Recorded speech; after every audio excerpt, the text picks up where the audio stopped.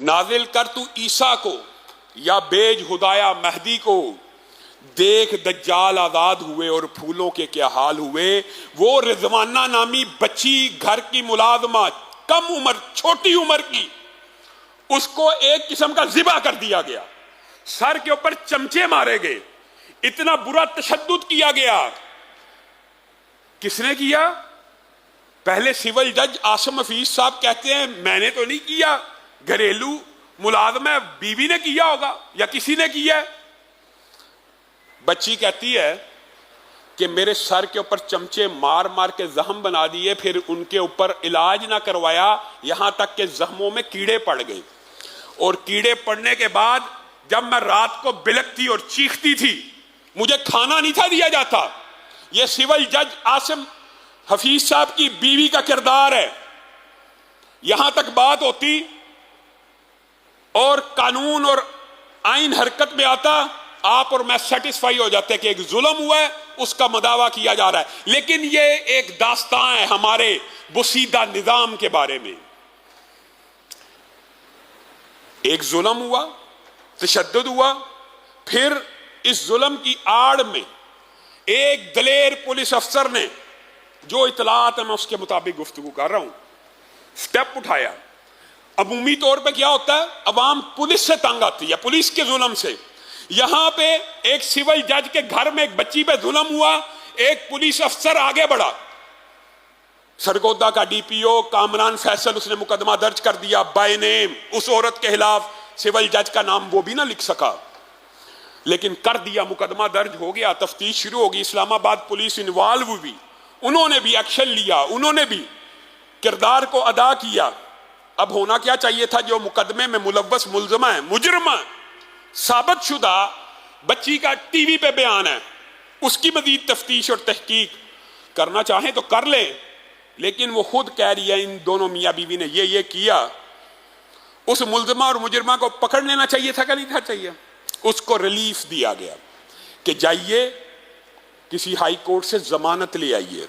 और दुख और अफसोस है, आज यकीन मानिए आपके सामने एक अरसा बीत गया, इदारों का एहतराम करते हैं, जजों का एहतराम करते हैं, लेकिन दुख होता है, हाई कोर्ट का एक जस्टिस है, उसने रिमार्क्स पास किए कि हम सिविल जज की बीवी को गिरफ्तार नहीं होने देंगे, इन्ना लिल्लाहि व इन्ना इलैहि राजिऊन, और उसकी जमानत ले ली, और 30 तारीख तक उसकी जमानत मौजूद है।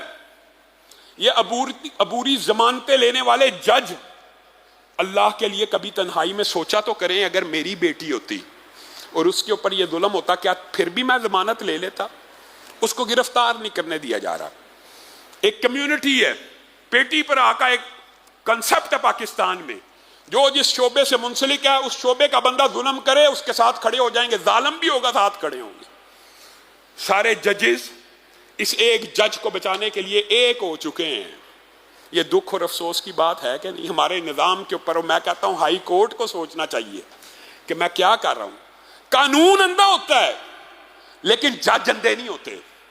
ये फलसफा जी हम कानून के ताबे, अगर कोई एप्लीकेशन दे अबूरी जमानत के लिए, इन शिकों के तहत हम उसकी अबूरी जमानत लेने के पाबंद हैं, ये झूठ है, ये झूठ है जो आपको सिखाया जा रहा है।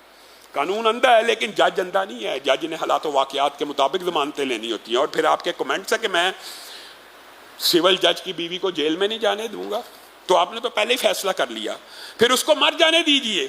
फिर ये जो कीड़े मकोड़े हैं, गरीब के लिए कानून कोई नहीं, वही इस्लामाबाद है।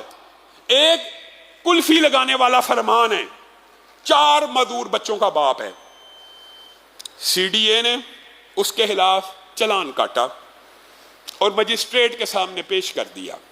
जो भी उन्होंने कहानी बनाई, मजिस्ट्रेट को शाही सवारी है, शाही, आप ये समझ लें कि बादशाह हो गया मजिस्ट्रेट। फरमान 4 मजदूर बच्चों का बाप, कुल्फी लगाने वाला, मजिस्ट्रेट के सामने चलान पेश हुआ, इसको 5 लाख जुर्माना कर दिया जाए। इन्ना लिल्लाहि व इन्ना इलैहि राजिऊन। इसको 3 माह जेल की सलाहों के पीछे डाल दिया जाए। यकीन मानिए मुझ तक खबर पहुंची, बात साथियों ने पहुंचाई, तड़प उठा। मैंने अपने इस्लामाबाद के साथियों को कहा वकला को मुतहर्रक किया जाए, सुबह इसकी जमानत ली जाए। ट्वीट भी की, और मैं हराजे तहसीन पेश करता हूं, हमारे वकीलों के पेश होने से पहले पहले जमात इस्लामी के वकला विंग ने उसकी जमानत भी करवा ली। ये दीनी जमातों का किरदार होता है, ये मुहिब्बे वतन लोगों का किरदार होता है। वो फरमान 4 मजबूर बच्चों का बाप है।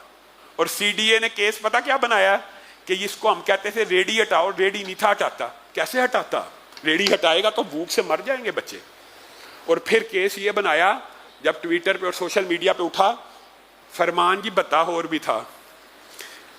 किससे बता लेता था जी? इसके रिश्तेदारों की 5 और रेडियां थी। सुभान अल्लाह, लॉजिक देखें, दलाइल देखें। उनसे क्या लेता था जी? इसने वो रेडियां भी लगवाई हुई थी, उनसे भी 2-2, 3-300 ले लेता था। शर्म नहीं आती? शर्म नहीं आती बात करते हुए? बहुत बड़ा जुर्म बन गया। मैं इस बात को जस्टिफाई नहीं कर रहा कि तजावजात हो या रेडियां हो, लेकिन क्या यह जुर्म ऐसा है?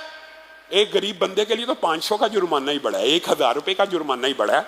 आप उसको तदीब सिखाना चाहते हैं, 12 घंटे के लिए हवालात में भेज दें। आप 3 माह जेल सुना रहे हैं, 5 लाख रुपया जुर्माना कर रहे हैं कि ये 6 रेडियो से बता लेता था। रेडियो से यार कोई बता लेता है? रेडी वाला कितना बता दे सकता है? कुल्फी की रेडी वाला 200-300। अगर वो बिलफर्द उनके खानदान ने आपस में, हो सकता है, मैं कहता हूं बिलफर्द सीडीए की बात सच मान ली जाए, 1000 रुपए की दिहाड़ी लगाता था। और सीडीए खुद जरा गौर करे कि नजायज तजावजात इस्लामाबाद में कैसी बिखरी हुई हैं और उनसे कौन भत्ते लेता है और वो किन के नाक के नीचे लगी हुई हैं, वो आपको बर्दाश्त है। और एक चलने फिरने वाली रेडी कुल्फी की आपको बर्दाश्त नहीं है। ये अफसरशाही, ये वो कल्चर है, ये वो कल्चर है गोरे का जो हमें बरे सगीर में ऐसी बदबख्ती और नहुसत है। आज तक हम इस कल्चर से जान नहीं छुड़ा सके। लाट साहब और अफसर साहब फील्ड में निकले तो पीछे एक छतरी वाला साथ साथ चल रहा होता है कि सर को धूप ना लग जाए, कहीं बाल सफेद ना हो जाए। इस तरह का ये कल्चर और सिस्टम है। और दुख और अफसोस है मजहबी जमातों के किरदार के ऊपर भी। आखिरी बात करके अपनी बात को खत्म करूंगा। इलेक्शन तरामीम की आड़ में पार्लियामेंट में जो मजाक हो रहा है आप लोगों के सामने है, फिर भी अगर आप होश के नाखून ना ले तो आपके ऊपर है।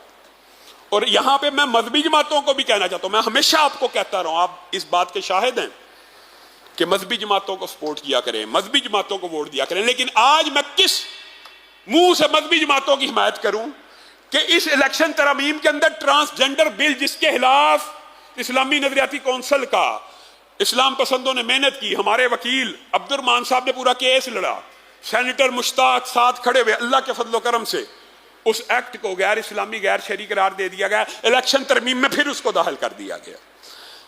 और क्या दीनी जमातें पार्लियामेंट में मौजूद नहीं है? पहले तो आप ये दावे करते थे और दुख होता है, जमीयत उलमा इस्लाम के जो MNAs थे या सेनेटर्स थे, कम से कम वो दीदा दलेर तो थे। उन्होंने कहा भाई हमें इंग्लिश नहीं थी आती, हमारे साथ हाथ हो गया। वो माना, उन्होंने एक्सेप्ट तो किया। लेकिन बाद ऐसे दीनी रहनुमा है जो MM में इंग्लिश किया हुआ है, उनको भी इंग्लिश नहीं आती, उनको भी पता नहीं है कि क्या क्या बिल पेश हो रहे हैं खिलाफ इस्लाम। अब इलेक्शन तरमीम की आड़ में जमीयत उलमा इस्लाम मौजूद है, हमारी जमात के 2 सेनेटर मौजूद हैं, जमात इस्लामी का सेनेटर मौजूद है। ये कैसे पास हो रही हैं? खिलाफ इस्लाम, खिलाफ दीन, खिलाफ शरीयत अगर आपके होते हुए भी पास हो जानी है तो फिर लोग आपको क्यों पहुंचाएं पार्लियामेंट में, क्यों पहुंचाएं? फिर कोई जवाब नहीं बनता। फिर हम जैसे लोग जो दीनी जमातों के डाई हार्ड सपोर्टर हैं और हमेशा अवाम को इस बात की नसीहत करते हैं कि सेकुलर जमातों की बजाय हमेशा दीनी जमातों को सपोर्ट किया कीजिए, दीनी लोगों को सपोर्ट किया कीजिए।